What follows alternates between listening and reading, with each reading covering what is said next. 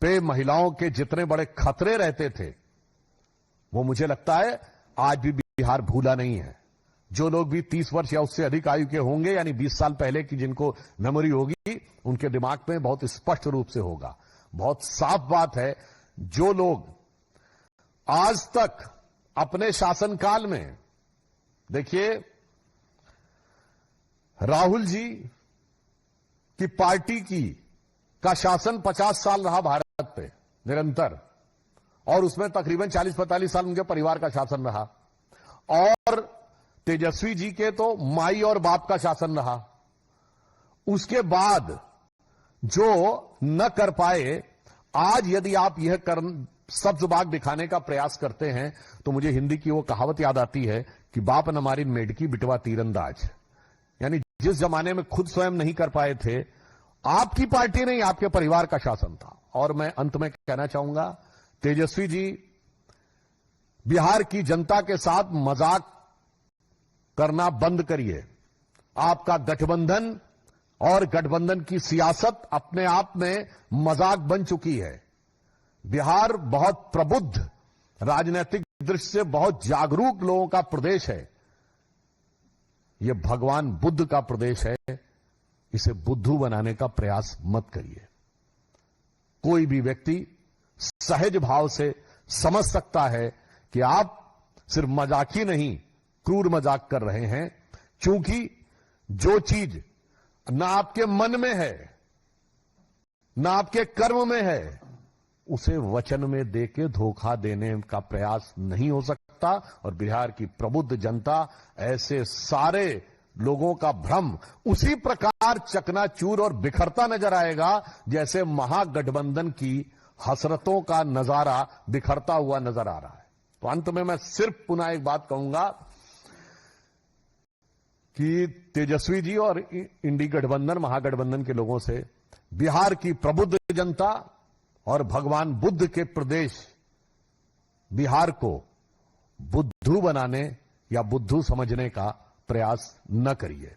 और जो कुछ आपके गठबंधन में हो रहा है, उसके लिए यह पंक्ति कहना चाहूंगा कि इस गठबंधन का तो कोई सिला ही नहीं, कौन किससे मिला है यह पता ही नहीं। इस गठबंधन का तो कोई सिला ही नहीं, कौन किससे मिला है यह पता ही नहीं। और लाख चेहरे बदल के आ जाते हैं ये, पर आईना कम वक्त झूठ बोलता ही नहीं। धन्यवाद। कल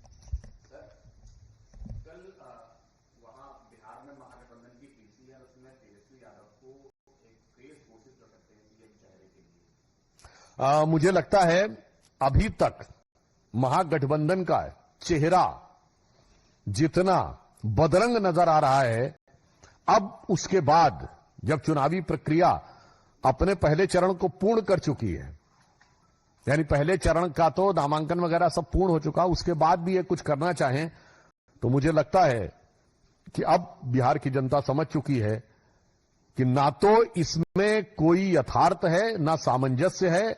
अगर विवशता में ये कोई कवर अप करना चाहें, जिसे होता ना कि ढकने का प्रयास करें, तो सिर्फ एक ही पंक्ति कहूंगा कि अब जो स्थिति हो चुकी है कि बिगड़ी बात बने नहीं, लाख करो किन कोय, रहीमन बिगड़े दूध को मथे न माखन होए।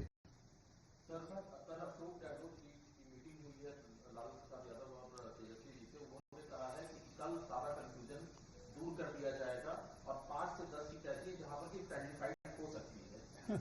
नहीं, वो फाइट में कितना फ्रेंडली है और कितना यू कैन, मतलब आप ये कह सकते हैं कितना डेट्रीमेंटली है, ये आने वाले समय में पता लगेगा। और देखिए, अशोक गहलोत जी तो भारत के इतिहास के अद्भुत नेता हैं।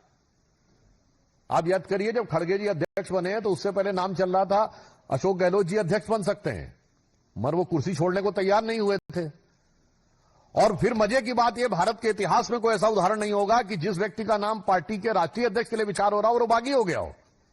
और उस समय राजस्थान के मुख्यमंत्री नहीं, राजस्थान के प्रदेश अध्यक्ष और विधानसभा अध्यक्ष की बागी खेमे में हो गए थे। तो मुझे लगता है कांग्रेस ने बहुत सोच समझ के अखिलेश जी को चुना है कि गठबंधन के सहयोगी दलों को ठिकाने लगाने से लेके अशोक गहलोत जी को चुना है।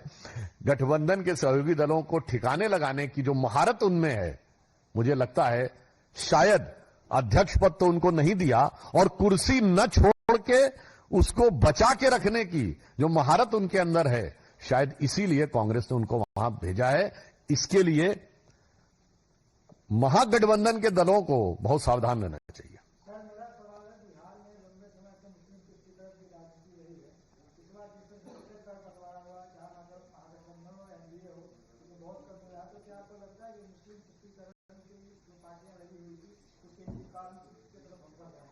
अब देखिए, मैं सिर्फ ये कहना चाहूंगा कि कट्टरपंथी सोच का तुष्टीकरण जो इंडी गठबंधन के दलों ने किया, अब समाज का हर वर्ग उसे समझता जा रहा है। जो लोग हम पे आरोप लगाते थे, मैं विनम्रता से पूछ रहा हूं, आपने कहा कि अभी जो पहले चरण में सीटों में जो जितनी सीटें अनाउंस हुई उसमें नहीं हैं, मैं याद दिलाना चाहता हूं, पूछिए कि लोकसभा चुनाव हुआ था 2024 का, 542 में जरा 120 उम्मीदवार बता दें 20% के हिसाब से। मैं महागठबंधन की बात कर रहा हूं, इंडी गठबंधन की। उत्तर प्रदेश के बाद सीटों के लिहाज से सबसे बड़ा राज्य महाराष्ट्र था। 24 के लोकसभा चुनाव में महागठबंधन या इंडी गठबंधन एक मुस्लिम नहीं दिया था।